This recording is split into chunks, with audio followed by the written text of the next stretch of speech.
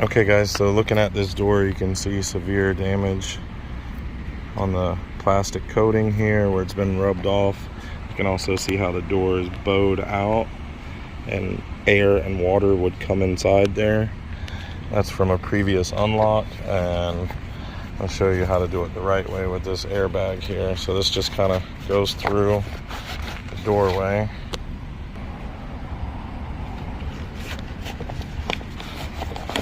Like so. And this Kevlar bag makes it where it won't scratch that plastic off of there. See, that plastic's just like a little plastic film they put on there to coat it, you know, to make it black. It's not actually paint, it's just like a plastic coating. And then we'll use this green reach tool here, which is coated in plastic and has this rubber tip so it won't scratch.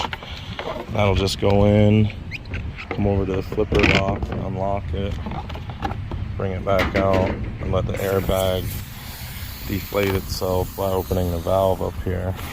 Now once we get the door open, we won't be able to fix these scratches here, but we can fix the big bend in the door that's going to allow air and water to come in. And the way we do that is we just open the door like this, we put our knee in the door, and we pull back on the top of the door frame, and that'll bend it from here to here. And then when you shut it, it'll be a little bit more flush. And you may have to do this several times to get it all the way flush.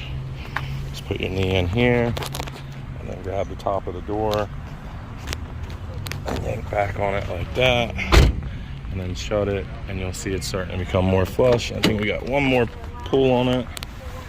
Just grabbing this door, putting the knee there, and yanking back like that. And now you can see that door is completely flush and no more air and water will come in. Okay, and that's how you fix it when somebody's opened it incorrectly.